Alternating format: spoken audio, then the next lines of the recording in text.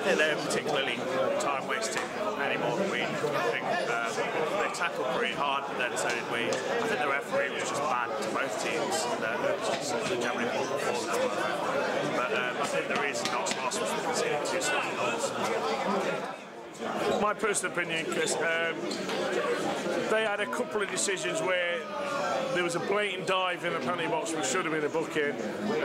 Other than that, not more than I've seen at Meadow Lane this season by any other club, including ourselves. Yes, they did.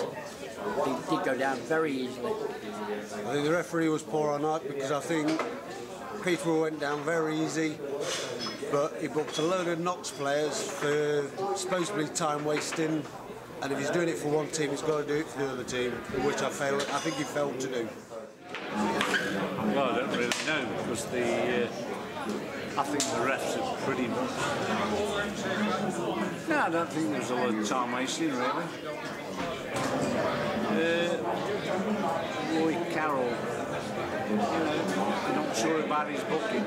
I don't think it was for time wasting. I think it was for the abuse he was giving the linesman on the left.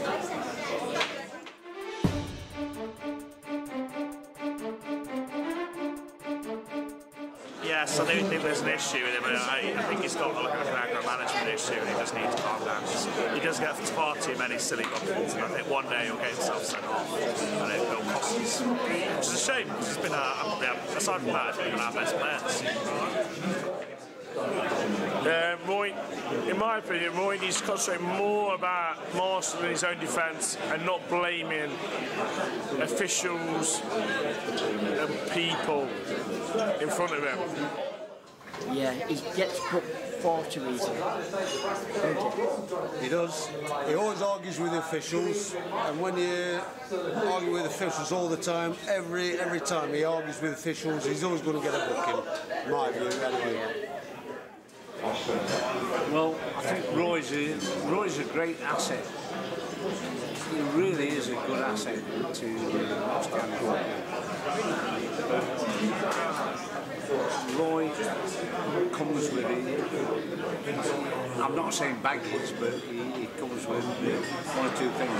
He makes some fantastic saves, some fantastic stops, but I think he does invite a lot of controversy. I don't think so, not really.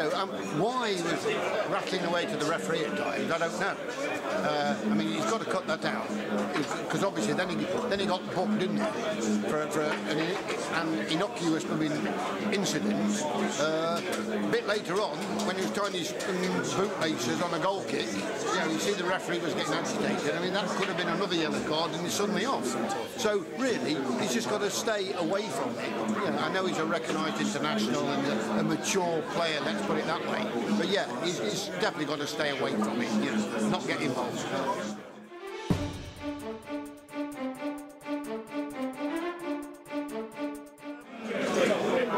I'm not sure they really clicked on the first match, but I mean it's early days yet because they've only had one proper game together. So I think it looks pretty good. Bajner looks, well, Bain I think it's pronounced. I think he looks decent, but he does look a bit selfish, like he's shooting when he might have passed. But there's potential there. We just need to. I think any smart partnership needs to give about 5-10 games together to see how it goes.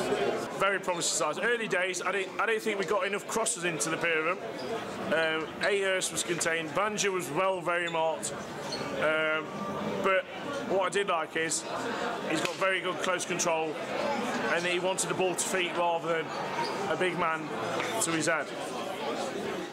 I think it was a bit lightweight up front today. For a tall lad, Banjani, he doesn't jump. I mean, he might have his fan club somewhere, but he doesn't jump. Well, I can't see that working, to be fair. If I was honest, I can't see that partnership working. Bajner, or I don't know, do you know his name? I don't know his proper name. Badge. I was calling him Badger all the game, but I think he'll be good. He will be good. I think he's lacking match fitness, but the link up with Daniels, I don't think it exists today. as a partnership didn't exist, but maybe that will come in the future when he's a bit fitter. To be honest, I didn't see any promising things today with those two, to be honest. I think it's perhaps the way we played. The first half was reasonable. I thought the big fella did quite well, to be honest.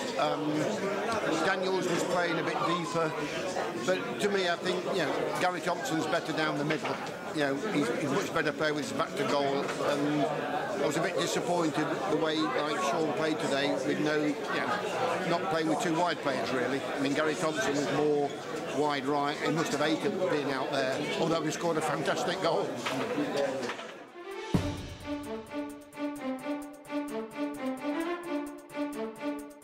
I think referees need better training in everything, to be honest. I think that, it's so often that you get a poor referee at this level.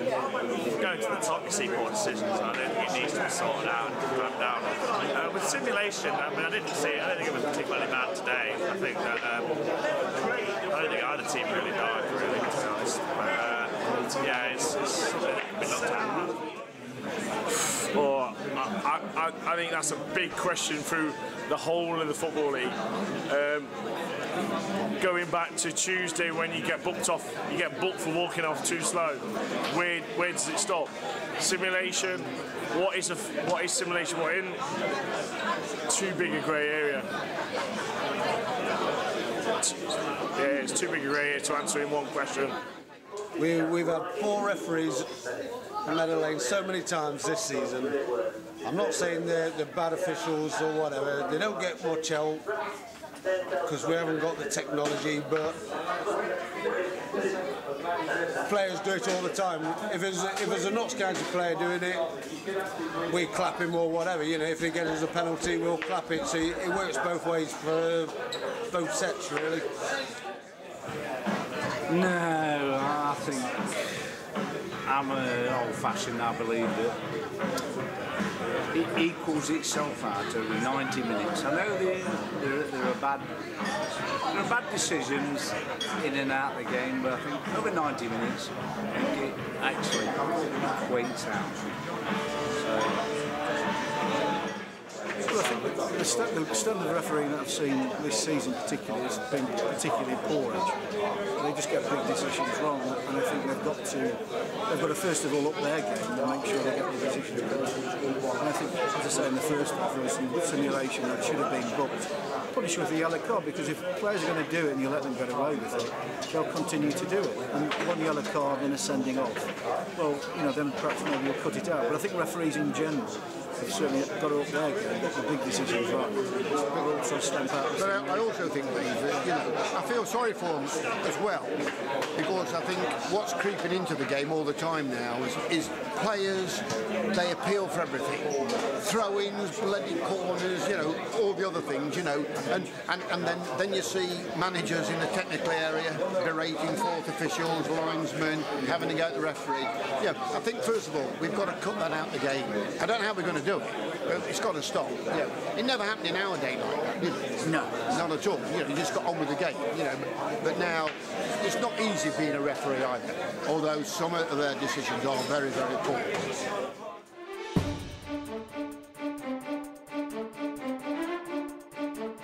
I think Hayden Mullins was right on there, and Roy did well again.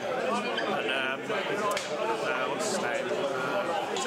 Thompson's goal was crash. I think I agree with the official one, Curtis Thompson, because for a young lad, he was showing so much confidence. Yeah, he made mistakes, but I think it was a big step up for him, and he played really well for large parts of the game. I think if he keeps that up, he'll be a good player. Well, that's so easy. Thankfully, Curtis Thompson found his rightful position, what I've been saying all along, not a right back. Get him in the middle of the park where he can play his football, and it spoke volumes.